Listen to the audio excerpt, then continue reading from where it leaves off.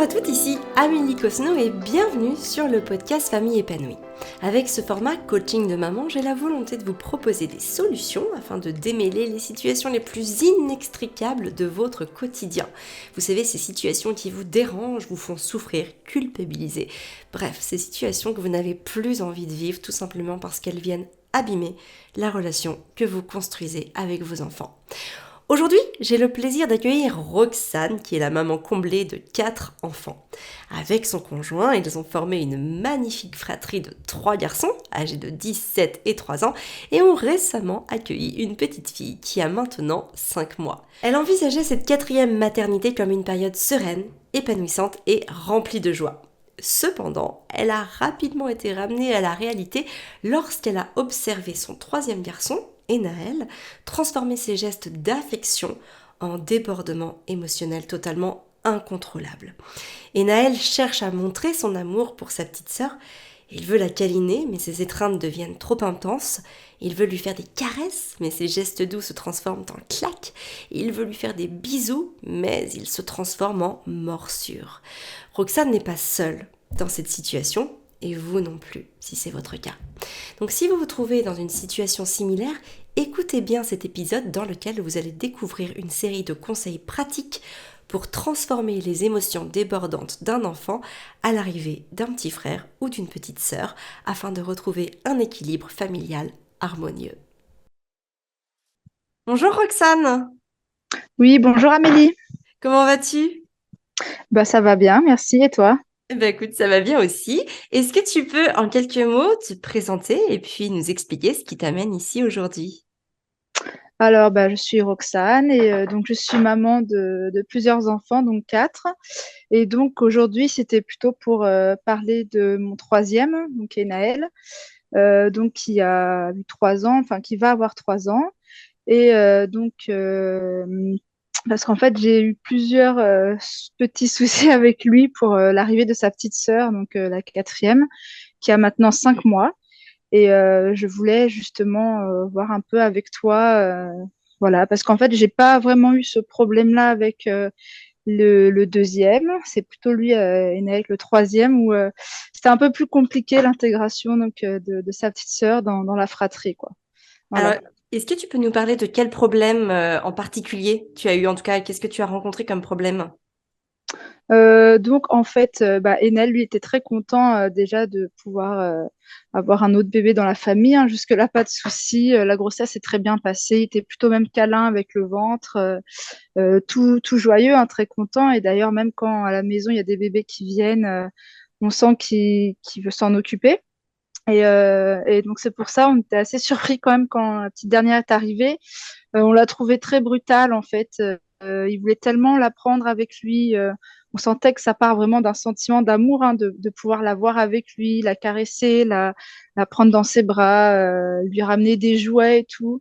Bon, on lui a expliqué, hein, on lui a très bien expliqué, voilà, il faut faire doucement avec un bébé, elle est fragile, tout ça. Et je pense qu'il a eu pas mal de frustration, en fait, qu'on puisse un peu l'écarter, parce que lui, il Hmm. arrivait avec toute sa force, hein, de 3 ans. En plus, il est très grand pour son âge. Et je pense qu'il a eu un peu cette habitude-là aussi avec ses deux grands frères, hein, qui ont 10 ans et 7 ans.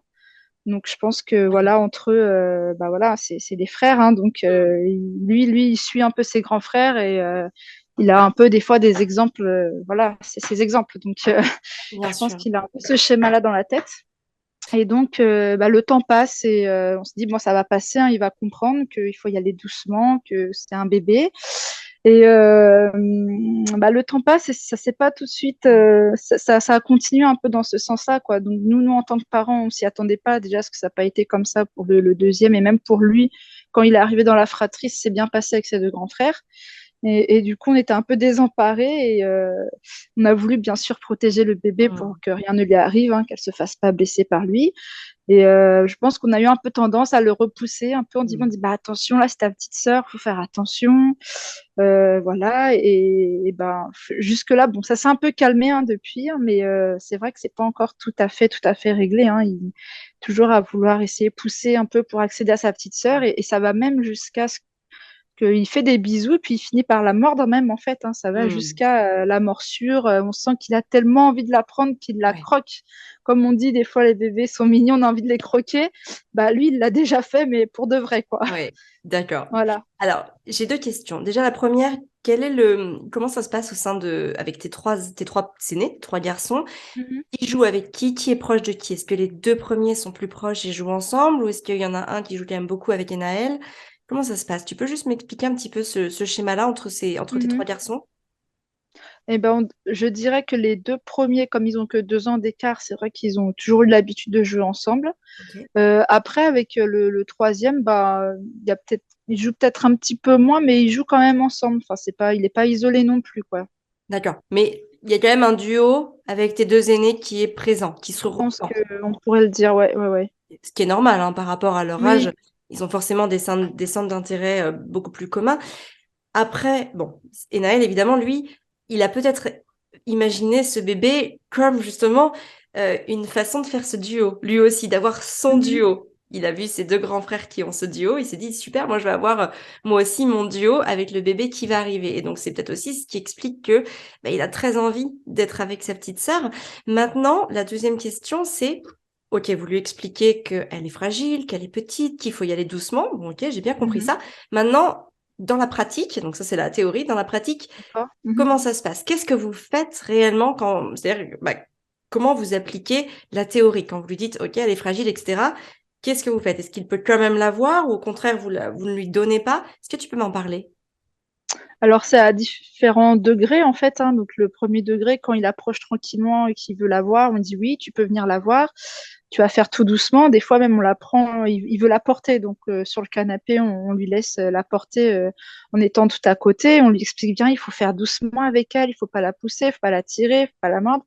Donc, quand c'est comme ça se passe à peu près bien quand c'est un peu, on va dire, vraiment bien encadré, voilà. Mhm. Mais il y a des fois où, peut-être parce qu'il est fatigué, ou je sais pas, il y a peut-être d'autres raisons, hein, il va vouloir vraiment la prendre d'un coup, et donc il va s'approcher très rapidement de nous, et puis c'est là qu'il va la tirer d'un coup, en fait, par exemple. Et là, Donc elle est nous, il où, elle, à suffit ce qu'on soit moment-là? pas, bah, par exemple, sur les genoux, sur nos genoux, sur mes genoux, sur les genoux de mon mari, voilà. Et il va venir, puis il va vouloir tout de suite se l'accaparer, en fait. Et il suffit que nous, on ait la tête tournée parce qu'on discute avec un plus grand ou qu'on regarde notre téléphone, et ben en fait, là, tout de suite, c'est pas bon parce qu'il peut la blesser, quoi, en fait. Mhm. Et Donc, donc là, qu'est-ce qui se passe à ce moment-là? et ben, à ce moment-là, on lui dit de faire doucement, de ne pas faire ça avec ta sœur. Voilà. Bon, on n'est pas trop dans le schéma, nous, de le punir, de le mettre à l'écart. On va plutôt lui parler. Et puis, mais quand il va vraiment lui faire mal, c'est-à-dire la mordre, c'est déjà arrivé. Là, par contre, oui, on va un peu être plus sévère avec lui, quoi. Bien sûr. Donc, en lui expliquant toujours, c'est pas bien, tu lui as fait mal. Et puis après, on lui montre, en effet, quand il a mordu, ça fait une petite trace de rougeur. On lui montre, regarde là, il y a une Mhm. rougeur, tu lui as fait mal. Toi, tu aimes quand on te mord. Non, tu n'aimes pas. Donc, il faut pas le Mhm. faire à ta petite sœur. Si Mhm. tu veux voir ta petite sœur, eh ben, il faut nous demander. C'est un Mhm. bébé, c'est pas une poupée, en fait. Comme lui, il a ses petites poupées avec lesquelles il peut jouer, bah, c'est pas pareil. Donc, toujours dans l'explication. Bon, après, voilà, quand ça dure un peu trop longtemps, voilà, on se fâche après quand même. On va lui dire non, D'accord. c'est pas bien, on va Bien se sûr. fâcher. Bien sûr. Voilà. Maintenant, parce que bon, j'ai bien compris qu'il y a deux cas de figure. Il y a le cas où ça se passe Mhm. plutôt bien, vous lui expliquez, Oui. il est assez ouvert aux explications. Mhm. Et puis, C'est bah, ça. en parallèle, il y a le cas où ça se passe mal, vous lui expliquez, mais là, il veut rien entendre. Est-ce que tu saurais pourquoi? Quel est l'élément de différenciation entre ces deux situations? Pourquoi est-ce que des fois c'est OK et des fois bah, il veut rien entendre et il en fait qu'à sa tête? Est-ce que tu saurais comprendre quel est l'élément qui va différencier ça? Pas vraiment. Bah, après, enfin, là, ça se calme un peu, mais au tout début, quand il y a eu jusqu'à la morsure, c'est parce qu'il l'a sollicité tout le temps, presque tout au long de la journée. Donc, comme lui ne va pas à l'école, mais en fait, il est là à la maison avec la petite. Donc, Mhm. ils sont tout le temps H24 ensemble. Et du coup, bah, en fait, je- j'ai l'impression peut-être que ça arrive quand il vient toujours de voir est-ce que je peux la prendre, est-ce que je peux regarder. Des fois, on lui dit un peu non, en fait. On va lui dire non parce qu'il l'a déjà pris il y a 5 minutes, par exemple. Donc, des fois, il va essayer de venir pour la toucher comme ça parce qu'il a envie de la toucher. Et elle est trop mignonne. Donc, forcément, il veut tout le temps venir lui parler, lui faire des bisous, tout ça. Donc, au bout d'un moment, on va lui dire quand même non. Alors, je pourrais pas certifier à 100%, c'est peut-être à ces moments-là où il va essayer justement de venir un peu l'attirer, ou après on va lui dire, bah si, maintenant tu peux lui faire un bisou. Il va finir un bisou, mais des fois ça finit par, voilà, une petite brutalité, quoi. D'accord. Et alors, Roxane, pourquoi est-ce qu'à un moment, c'est trop? Pourquoi est-ce que tu refuses qu'il continue sa démonstration d'amour, appelons-la comme ça, envers sa petite sœur? Bah, parce qu'en fait, la plupart du temps, ça finit en brutalité, en fait. Donc, on peut pas accepter ça, nous, de pouvoir voir D'accord. sa petite sœur parce qu'en fait, lui, il vient avec tout son amour, il vient un peu avec sa force, en fait. Donc, il y a des fois, on lui explique qu'il arrive à contenir sa force, et puis il y a des fois, il n'arrive pas à contenir sa force. Donc, il va venir là, et puis il va commencer à la prendre doucement, puis le câlin, quand il fait le câlin, ça va être doux. Et puis après, ça va finir en la serrant très fort, elle va commencer à pleurer.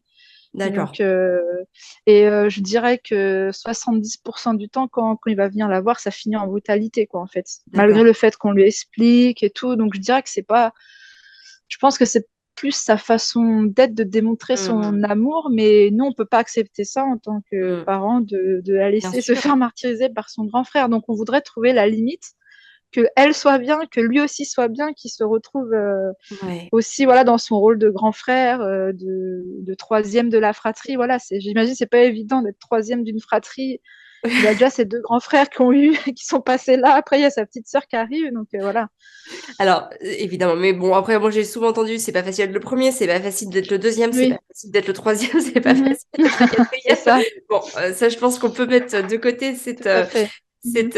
cette option-là, en tout cas d'envisager ça. L'idée, c'est que maintenant, avec ta fille et donc Enaël, il va falloir lui montrer à Enaël, en fait. Et il y a un moment, par exemple, ok, il peut lui faire un câlin, mais peut-être que lui, il n'a que 3 ans. C'est ça, hein, il a 3 ans. Oui, Et donc, oui, il va oui. avoir besoin peut-être de plus. Et donc, de plus, avec un bébé, c'est pas forcément évident. Puis lui, en fait, il n'a pas les codes, il sait pas quoi lui faire. Donc, plutôt que, Mhm. bah, tu vois, de lui laisser faire un câlin, par exemple, qui s'éternise, ça va être de lui proposer un petit hocher et puis de lui dire, tiens, regarde, Naël, tu peux lui montrer le hocher. Et puis, tu sais, là, il peut l'agiter. Alors, doucement, tu lui dis, il faut faire doucement parce qu'il faut qu'elle ait Mhm. le temps de le voir, par exemple, tu sais. Et là, tu peux même lui montrer, regarde, si je le mets devant tes yeux et que tu fais très vite, tu vas plus le voir, le hocher. Alors que si je le passe doucement, tu peux le voir. Et en fait, tu vois, tu peux lui donner un but. Peut-être qu'Enaël, il a simplement besoin d'avoir un but. Qu'est-ce qu'il peut faire avec sa petite sœur? Donc, ça peut être, bah voilà, un hocher, ça peut être de lui raconter une histoire. Tu vois, tu peux dire, va chercher un livre et puis raconte l'histoire, raconte ce que tu vois sur les images, décris à ta petite sœur ce qu'il y a dans le livre. Tu vois, lui donner une fonction, lui donner un but que bah, le fait qu'il soit à côté d'elle, c'est pour quelque chose. Parce que finalement, le câlin, peut-être qu'à la fin, oui, lui, il s'attend à autre chose. Peut-être qu'il s'attend à un début de relation et comme elle ne réagit pas, quelque part, Mhm. bah, en fait, lui, il va démontrer de plus en plus fort son besoin. Son besoin qui est latent, c'est peut-être justement le fait d'avoir une interaction avec elle, sauf qu'évidemment, avoir une interaction avec un enfant de 5 mois, c'est pas forcément évident. Mhm. Donc, il va falloir l'aider à lui donner un but dans la relation. Donc voilà, le hocher, le livre, ça peut être même de jouer à côté. Tu peux dire, bah, va chercher, je sais pas, s'il joue avec des petites figurines ou avec des choses, bah, tu vois, lui dire, tu peux jouer à côté d'elle et puis comme ça, elle va t'écouter. Elle, peut-être qu'elle va sourire et peut-être que tu peux lui faire des blagues ou des choses comme ça. Et puis, quand tu sens que, bah, d'un autre côté, c'est trop compliqué, par exemple, que c'est quand même trop tendu et qu'elle pleure vraiment, alors peut-être que là, elle va avoir besoin d'aller être changée ou peut-être qu'elle va avoir besoin d'aller se promener. Et dans ce cas, tu peux emmener Naël avec toi et lui dire, viens, on va la changer. Par exemple, si c'est l'heure de la changer, enfin, si elle est mouillée ou si elle a, ou la décelle, tu dis, viens, on va la changer. Tu vas m'aider à la changer. Est-ce que tu voudrais me donner sa couche? Est-ce que tu voudrais me donner des lingettes? Est-ce que Mhm. tu voudrais essuyer ses petites fesses? Tu veux faire ça? Tu vois, c'est vraiment de l'impliquer. Vraiment plutôt, en fait, moi, ce que j'aime à dire, c'est que quand il y a un problème dans le comportement d'un enfant, on va pas mettre la lumière sur ce problème parce que l'enfant, c'est une maladresse de sa part. Par contre, on va pouvoir mettre en lumière tout le reste, tout ce que l'enfant peut faire. Donc, ok, il est brutal avec elle. Ok, on va pas parler de la brutalité. Par contre, on va l'aider à ne plus être brutal en donnant un but à sa relation, en le faisant participer à certaines actions. Tu vois ce que je veux dire? Et Mhm. grâce à ça, en fait, il va pouvoir se positionner parce que là, en fait, il peut pas se positionner. Il aimerait quelque chose, il a des attentes, mais il se rend bien compte que ces attentes, elles sont pas réalisables maintenant, présentement, parce qu'elle est trop petite, parce que vous êtes là aussi en train de le Mhm. tempérer. Donc, c'est pas possible. Donc, ces attentes, elles sont pas assouvies. Et il y a de la frustration qui s'emmagasine en Mhm. lui. Donc, au lieu de nommer, enfin, pas de nommer, mais en tout cas, au lieu de toujours pointer du doigt cette frustration qui, quelque part, lui rappelle qu'il est frustré et donc le Mhm. met de plus en plus en colère, autant contourner la frustration et lui apporter ce qu'il peut faire. Vraiment lui donner un rôle par rapport à sa petite sœur. D'accord. Est-ce que c'est quelque chose que vous avez déjà envisagé? Bah, on le fait un petit peu, on essaye en effet de l'impliquer dans les petites tâches qu'on peut faire avec elle, hein. Donc, bon, elle prend pas le biberon, donc ça, c'est un truc qu'il peut pas faire. Mais sinon, oui, défaire la couche quand on la change, même être à côté quand on change sa couche. Voilà, mais peut-être qu'il faut qu'on le fasse plus, en fait, parce qu'on a essayé de le faire au début et on était un peu désemparés pour le fait que, voilà, quand il commence un truc, on a tellement peur qu'il la blesse. Et je pense que je vais essayer peut-être de refaire ces choses-là au quotidien, mais voilà, des choses peut-être plus simples, encore plus simples en fait. Tu sais ce que Maintenant tu qu'elle... pourrais faire, ouais. Roxane, aussi, quand tu me dis j'ai tellement Mhm, peur qu'il la blesse, peut-être mhm, qu'Enaël aussi, il a besoin d'être pris en compte et que tu lui fasses confiance. Ce qui veut dire, pour faire confiance à un enfant, tu peux lui montrer comment faire. Tu lui montres vraiment, tu dis, prends mhm, le temps, je veux que tu regardes. Tu regardes comment je fais et après je te laisse faire. mhm. Tu vois, tu y vas, tu le tempères, tu lui parles doucement pour que ça se calme en lui aussi. Ensuite, tu fais les gestes doucement. Et tu peux lui dire, voilà, si tu veux maintenant, fais-le. Et je te fais confiance. D'accord. Et tu vois, tu lui dis, Mhm, je te fais confiance. Il y a un transfert de la confiance qui se fait. Et je te fais confiance. Ah, évidemment, tu restes juste à côté, prête à intervenir s'il y a un geste qui part, on s'entend. Et mhm. d'ailleurs, s'il y a un geste, si tu Oui, sens oui. qu'il y a un geste, hop, tu peux prendre la main au vol et lui dire, stop. Mhm. Tu vois, je t'ai montré tout à l'heure. J'ai pas fait comme ça. Là, c'est trop brutal. D'accord. Elle va avoir mal, elle va avoir peur.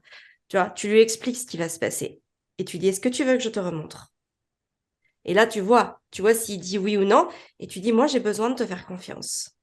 Et c'est important, en fait, qu'il y ait cette communication entre vous et qui dure. Alors, évidemment, s'il y a ta petite qui pleure à côté, tu peux la reprendre dans les bras, la remettre au sein et lui expliquer, tu vois, elle a eu peur, il faut maintenant que je la rassure, je suis sa maman, c'est normal, c'était Mhm, pareil avec toi, quand tu pleurais, tu venais dans mes bras pour être mieux, pour arrêter de pleurer, et après, on va recommencer. Mais il a besoin de comprendre le processus, Naël, surtout à cet mhm. âge-là, où, bah, Ouais. d'un côté, la relation, déjà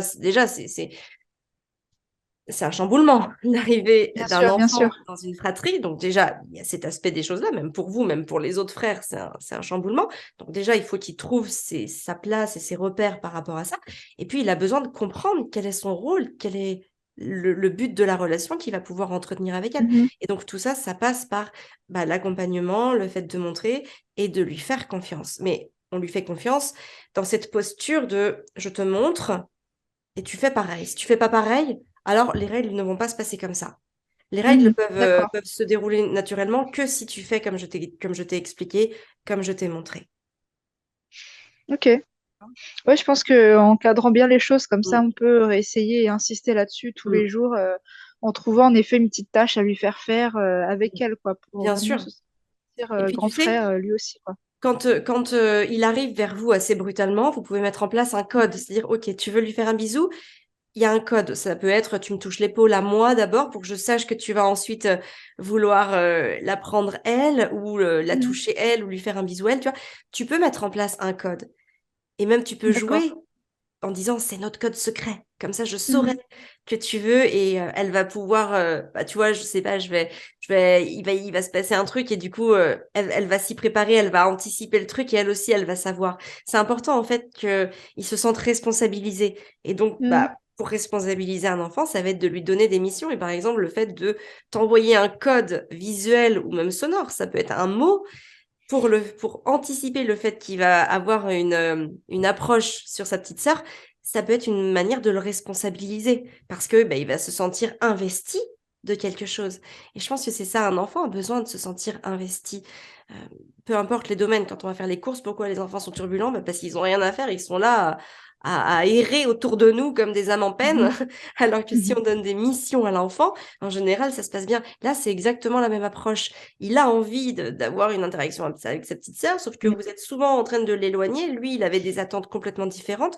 Donc maintenant, il va falloir réinstaurer un vrai but dans la relation pour qu'il puisse trouver sa place et agir avec un comportement approprié envers elle. D'accord. Ok? Ok. Ouais, ben je vais mettre en place là, les règles. C'est vrai qu'on le fait peut-être pour d'autres choses dans la maison, mais là, c'est vrai qu'avec sa petite sœur, de prendre le temps de bien lui expliquer, voilà, si tu veux t'approcher d'elle, si tu veux faire ça avec elle, il y a des règles à respecter, c'est un Mm. bébé, et c'est vrai que cette notion un peu de règles, là, C'est on lui a important. expliqué, hein, même quand elle était dans le ventre, voilà, c'est un bébé, quand elle va sortir, il faudra être doux avec elle, mais c'est vrai que sorti de son contexte, théoriquement, c'est peut-être pas facile à visualiser pour lui. Non, et Il puis faut il y a qu'on la théorie, insiste plus sur la démonstration, c'est ouais, tout à ça, il y fait. a la théorie et la pratique. Et la théorie et la pratique sont deux concepts qui vont aider l'enfant vraiment à l'intérioriser et à l'expérimenter et à le pratiquer, mais ça va passer aussi par énormément de répétitions. Il va falloir répéter la théorie et il va Mhm, falloir remontrer dans la pratique enfin, jusqu'à ce que l'enfant, en fait, l'intègre. Et j'ai envie de dire, mhm, même, il n'a que 3 ans. Donc, oui. ça peut prendre plusieurs mois, voire même Mhm, quelques années, j'ai envie de dire, pour qu'il soit complètement en autonomie. D'ailleurs, qu'elle, elle est grandie et que lui mhm, aussi est pris en maturité et en pratique pour pouvoir avoir une relation où tu pourras tourner le dos.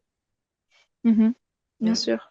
Ok. Donc, Ouais, donc je retiens que ça va prendre du temps. C'est vrai que on pense que ça va être tout rose comme ça, comme c'est passé avec les aînés, mais là, c'est vrai que c'est un peu désemparant pour nous, les parents, quand ça se passe pas pareil bien que ça sûr. l'a été pour le deuxième, le troisième. Mm. Donc, Après, il est plus ok. petit, hein, enfin, quoi que non, la naissance mais bon, le premier, le deuxième, j'ai envie de Oui, dire, il y a il plus de avait que temps de 2 ans et demi disponible. aussi, hein, quand Ouais, l'aîné, ouais. quand le deuxième est né, c'était à peu près le même âge écart, mais bon, le premier, c'est différent, quoi. On l'a abordé de façon, Ouais.